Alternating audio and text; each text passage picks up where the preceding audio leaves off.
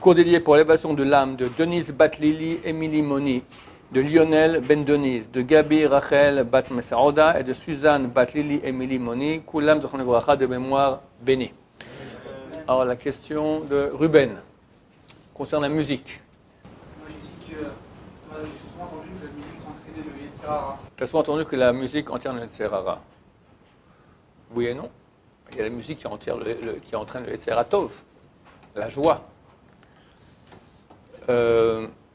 Normalement, il est interdit d'écouter de la musique, même de la bonne et belle musique, en souvenir de la destruction du temple. Pourquoi? Parce que la musique, ça donne de la joie dans le cœur. Et on ne doit pas être en joie parce que le temple est détruit, on est encore en exil. Les décisionnaires depuis très longtemps ont écrit, ça c'était à l'époque de nos ancêtres où ils étaient des gens super solides. Aujourd'hui, les gens ont les nerfs fragiles, ils sont déjà tous à moitié en dépression. Si on leur enlève la musique, ça sera la dépression totale pour tout le monde. Donc, les gens qui sont solides et qui savent qu'ils peuvent tenir sans musique, alors normalement c'est comme ça. Les autres, on est lesquels? On allège la loi, à part les périodes où le Homer et les 3 semaines entre 17 Tammuz et 9 Av, on n'écoute pas de musique. Mais on voit donc que la musique, c'est une source de joie, c'est une chose qui est extrêmement grande. À Sukkot, on faisait une très grande fête la nuit, on allait puiser de l'eau dans une source qui se trouve en bas du Kotel, chez Loach, et il y avait de la musique et une joie énorme. Et Yona, le prophète, il est devenu prophète là-bas. Là-bas, il est recevoir HaKodesh, par la joie qu'il y avait avec la musique. On peut arriver à des niveaux énormes. D'ailleurs, on voit même dans la Bible. Elisha, le prophète, c'est un prophète qui avait 2 fois les capacités d'Eliyahu Navi. Le Navi, il a ressuscité une personne, Elisha a ressuscité 2 personnes. C'était un prophète extraordinaire, 2 fois plus que Eliyahu Navi. Il a vu le roi de Yehuda qui était un rachat. Ça l'a énervé. Ça l'a énervé, Roi HaKodesh est parti. Directement, Roi HaKodesh, l'esprit divin, l'a quitté. Alors il fallait que ça revienne, il dit, joue un peu de musique. Et le texte dit, et lorsque le joueur a joué, tout à coup, de nouveau, l'esprit de Dieu est venu sur lui. Parce que la prophétie vient par la joie. Et un des moyens d'aimer la joie, c'est la musique. Donc la musique, c'est une chose qui est très très bonne. Maintenant, tout dépend, quelle musique. Une musique qui parle de bonne femme, eh bien, il ne faut pas rêver. Il faut comprendre, la musique, c'est une chose qui rentre profondément dans l'âme. Le Gaon de Vilna, qui était un géant, on l'appelle le génie de Vilna, c'était un géant de géant. On voit, c'est inimaginable comment quelqu'un dans les derniers siècles pouvait arriver à des niveaux pareils de profondeur en Torah. Et tout ce que nous, on connaît, le commun des mortels, c'est dans le sens simple. Dès très jeune, il a commencé déjà à étudier la Kabbalah, il a des livres de Kabbalah, personne n'entrait là-dedans. Mais tout ce que nous on connaît, c'est quand il était encore un petit jeunet, d'accord? Petit jeunet. Il était encore jeune. Après, c'est des niveaux extraordinaires. Gaon de Vilna, phénoménal. Il a dit, s'il n'y avait pas eu la Torah, j'aurais étudié la musique. Parce que tu n'as aucune chose dans le monde qui est aussi haute que la musique, à part la Torah. C'est très spirituel, donc ça pénètre l'âme, ça pénètre très profondément. Alors, qu'est-ce que te fait rentrer profondément? Une belle musique. C'était quoi la musique? Pourquoi la musique, elle existe? À quoi ça sert? Tout dans le monde existe pour servir Hachem. Le but essentiel pour lequel la musique a été créée, c'était pour le service de Dieu dans le temple. Les Lévi'im, ils chantaient, il y avait un orchestre avec des instruments, et ça réveillait le monde entier là-bas à servir Hachem, à louer Hachem, monter encore plus haut, avec des paroles, des Teilim, c'était extraordinaire. Les gens, comme tu dis, ils recevaient Roi HaKodesh, ils devenaient prophètes là-bas, c'était phénoménal. Ça, c'est le vrai but de la musique. Maintenant qu'on est en exil, alors l'exil, ça fait que ça a pris toutes les bonnes choses, ça a donné au côté négatif. Alors la musique, à quoi elle sert? Alors, c'est sympa, c'est vrai que ça nous rend un peu heureux comme ça, mais c'est un pis-aller, je veux dire, c'est des miettes par rapport à ce que ça pouvait donner auparavant. Et ça a été pris par le côté négatif. Le côté négatif qui veut maintenant nous faire pécher, va utiliser la musique avec de quoi on parle dans la musique. Hein? Et les juifs non religieux et les non-juifs. De quoi on parle? Drogue, bonne femme, sexe, toutes les bêtises les plus grandes au monde, on en parle. Alors, on fait rentrer des messages les plus tordus possibles par le biais le plus sain possible qu'il puisse y avoir. La Torah, il y a aussi une partie de la Torah qui était prise aussi par les forces du mal. C'est la Torah, la Kabbalah, sur Internet, tout ça, ça aussi, c'est des parties de la Torah qui ont été prises, d'accord? Mais la musique était extrêmement prise, vu qu'elle n'est pas sainte en soi, et c'est un véhicule qui peut amener la sainteté, mais on peut maintenant le faire dévier sur un véhicule pour aller à la Touma, à l'impureté.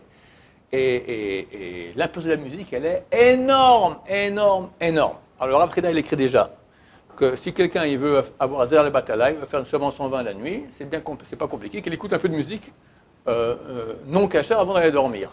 Ça pénètre l'âme. C'est tellement tamé que normalement, la même nuit, il aura Zer le Batala. Il aura une pollution nocturne. T'entends? Donc c'est vrai que ça rend impur.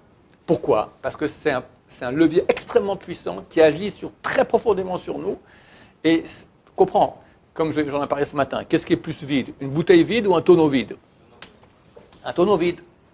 Plus tu as une chose qu'un potentiel qui est grand, plus quand il est utilisé en mal, il va dans le mal.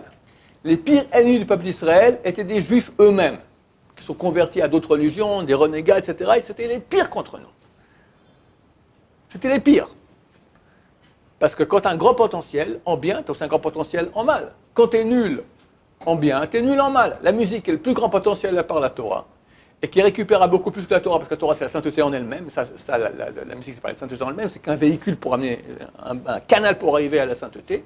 Donc il est récupéré par le mal et peut nous faire entrer beaucoup, beaucoup, beaucoup de mal. Alors il faut écouter rien que la musique qui est cachère. Et attention, il y a musique cachère et musique cachère. Aujourd'hui, c'est rentré un peu, je ne suis plus dans le move, d'accord? Mais tu as du Adam, c'est cachère pour certains. je connais pas mais tu as du heavy metal rock, ou bien, comment tu appelles ça, les sortes de musique qu'il y a en France, tout ça, le rap, des trucs comme ça, d'accord? Alors tu fais un truc super tamé au niveau de la musique. Et après, il te fait Shema Israël dessus. D'accord? Du genre, il rend cachard avec les paroles. C'est une blague. C'est une blague. Parce que la musique en elle-même, tu sens qu'elle est violente. Il y a des musiques qui sont belles, qui sont douces, qui sont violentes. Pourquoi je dis que c'est une blague? La musique, elle réveille chez nous des sentiments. Et tu peux voir très vite qu'est-ce que ça réveille. Des fois, ça réveille les fesses, tu as envie de te dandiner. Des fois, ça réveille en haut, tu as envie de te balancer comme ça. Pourquoi? Le Zohar HaKadosh, il dit, regarde qu'est-ce qui se balance chez toi, tu verras maintenant quelle partie a été réveillée. Quand ça se fait dandiner, c'est les parties basses de l'être, d'accord? Quand c'est maintenant le cœur qui se met à se dandiner, c'est maintenant, voilà, c'est comme on prie maintenant. Pourquoi on prie, les gens ils bougent comme ça? Parce que tu es pris par tes proches d'Hachem, donc ça crée une excitation au niveau spirituel qui a son résultat aussi au niveau matériel. D'accord, l'excitation, elle vient des parties basses de l'homme, par une musique, d'accord? Une musique qui réveille, ça marche, d'accord? Tu mets une musique maintenant, tu as une musique, tac, tu ne veux pas rester assis, tu commences à... Ou tu fais avec le pied, là, tu commences. Mais quelle partie ça réveille chez toi? Avec un peu de jugement, tu peux voir maintenant, ça c'est une musique qui est pure, ça c'est une musique qui est impure. Voilà, je crois que j'ai fait le tour, oui.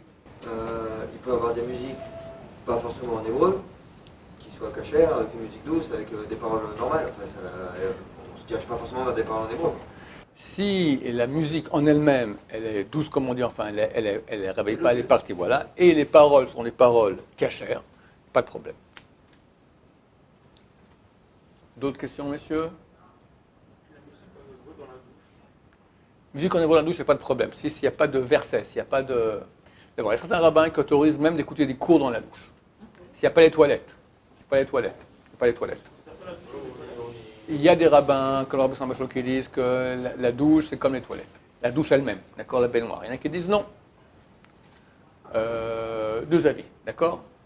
Alors, pour les avis qui permettent d'écouter des versets, des cours dans la baignoire ou dans la douche, bah, tu peux même écouter de la musique aussi, il n'y a pas de différence. Pour ceux qui interdisent, non. Mais si c'est une musique sans verset, pas de problème, c'est permis. On peut même, dans la douche, Rabbi Salam Bachouil écrit qu'on ne peut pas dire des versets Torah, mais on peut faire tchouva.